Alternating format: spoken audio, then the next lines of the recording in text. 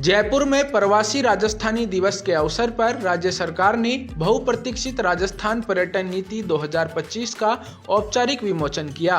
मुख्यमंत्री श्री भजनलाल शर्मा ने कहा कि यह नीति पर्यटन विकास का एक दूरदर्शी खाका है, जो राजस्थान को वैश्विक पर्यटन मानचित्र पर अग्रणी स्थान दिलाने की क्षमता रखती है।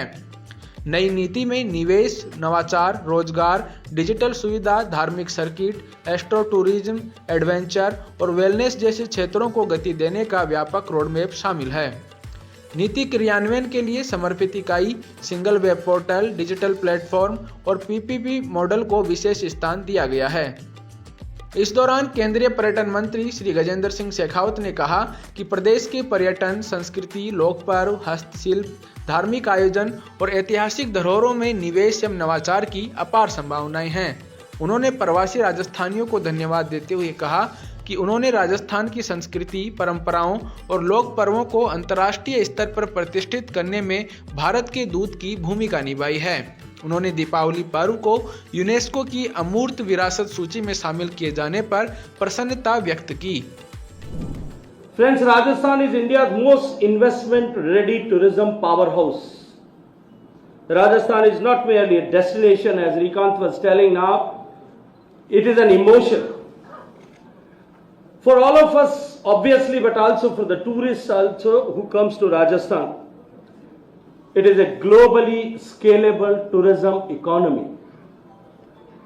Heritage, whether tangible or intangible, from historical forts to the magnificent palaces, to emotive folklores and vibrant festivals, lush green jungles to the desert, colorful handicrafts to sumptuous cuisine, wildlife to wellness. Rajasthan owns the widest tourism portfolio in India, with massive monetization potential. Rajasthan की मित्रों विशेषता यह है कि यहाँ अनुभवों की विविधता भी है और साथ ही साथ निवेश की स्थिरता भी। Just recently, Jaipur was ranked amongst the world's best tourist destinations by major global travel platforms and international publications. This is more than recognition. It is a global demand signal. Jaipur की ये उपलब्धि बताती है कि राजस्थान का ब्रांड वैल्यू विश्व स्तर पर लगातार बढ़ रहा है। Friends, on the day when Diwali becomes the World Heritage Symbol, let us recognize a deeper opportunity. Cultural capital is becoming global economic capital. Rajasthan holds some of the world's richest cultural assets, and you hold the world's richest experience. आइए हम सब मिलकर के राजस्थान को वैश्विक पर्यटन की अर्थव्यवस्था के केंद्र के रूप में, इसकी नई राजधानी के रूप में विकसित करें। इन्वेस्टमेंट अपॉर्चुनिटीज राजस्थान में खड़ी हैं। आप निवेश लाएं, राजस्थान आपको अवसर देगा।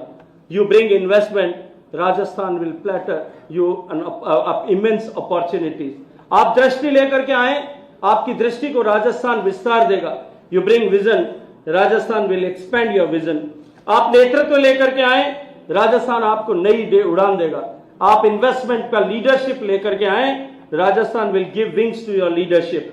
And at the end I would again congratulate all of you for inscription of Diwali as a World Heritage Festival, and I welcome all of you with a great investment here in the state of Rajasthan. मुख्यमंत्री श्री भजनलाल शर्मा ने सीतापुरा स्थित JECC परिसर में आयोजित पर्यटन सत्र के दौरान राजस्थान पर्यटन नीति 2025 का विमोचन किया।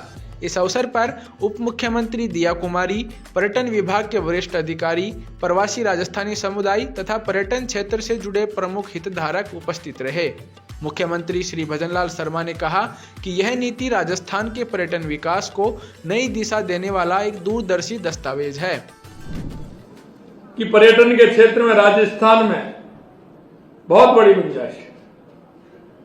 जैसा मैंने कहा कि अगर राजस्थान में आप पर्यटन देखेंगे तो डेजर्ट से लेकर के, क्योंकि राजस्थान के मन में जब बात आती है, राजस्थान को हम विचार करते हैं तो रेगिस्तान दिखता है तो हमारा डेजर्ट भी है, लेकिन हमारी झीलें भी है। चाहे हमारी पिछोला झील हो, राजसमंद हो, जयसमंद हो, नक्की झील हो, तो वहां आपको देखने को अलग ही मिलेगा। हमारे अभ्यारण्य, आपको टाइगर देखना है तो रणथंभौर आना पड़ेगा, सरिस्का आना पड़ेगा, रामगढ़ बिजदारी आना पड़ेगा। लेपर्ड देखना है तो झालाना आना पड़ेगा, जमाई आना पड़ेगा, आपको नाहरगढ़ आना पड़ेगा। अगर आपको बर्ड सेंचुरी देखनी है, बर्ड देखना है, जो हजारों किलोमीटर से चल करके वो बर्ड आते हैं, तो केवलादेव नेशनल पार्क देखना पड़ेगा, ताल छापर देखना पड़ेगा। अगर आपको राजस्थान के बड़े बड़े किले देखने हैं तो मेहरानगढ़ आना पड़ेगा, चित्तौड़गढ़ आना पड़ेगा, कुंभलगढ़ आना पड़ेगा, नाहरगढ़ आना पड़ेगा, जयगढ़ आना पड़ेगा। ये हमारी धरोहर है। आपको किले, महल, हमारी हवेलियां देखनी है तो आपको पटवाओं की हवेली देखनी है तो जैसलमेर जाना पड़ेगा।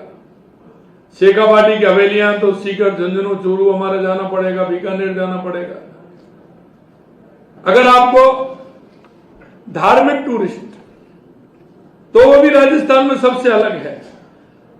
हर 25 किलोमीटर, 30 किलोमीटर पर आप खाटू श्याम के दर्शन करने तो आपको आना पड़ेगा, सालासर जी, हनुमान जी के दर्शन करने तो आना पड़ेगा, शाकंभरी माता के दर्शन करने हैं, दादी सती के दर्शन करने हैं, करणी माता के दर्शन करने हैं, तनोट माता के दर्शन करने हैं, तो आपको राजस्थान।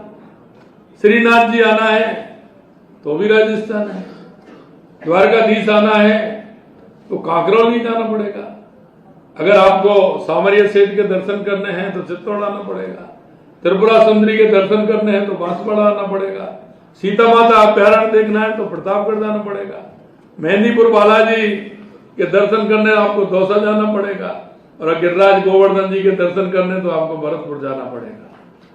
इतना बड़ा धार्मिक टूरिस्ट भी हमारा है।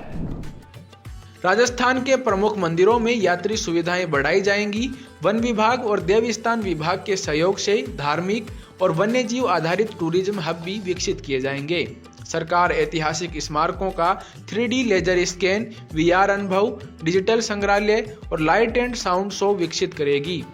पर्यटकों को बेहतर डिजिटल सुविधा देने के लिए नया राजस्थान पर्यटन web portal, mobile app, chatbot, digital map व गाइड बुक लॉन्च किए जाएंगे।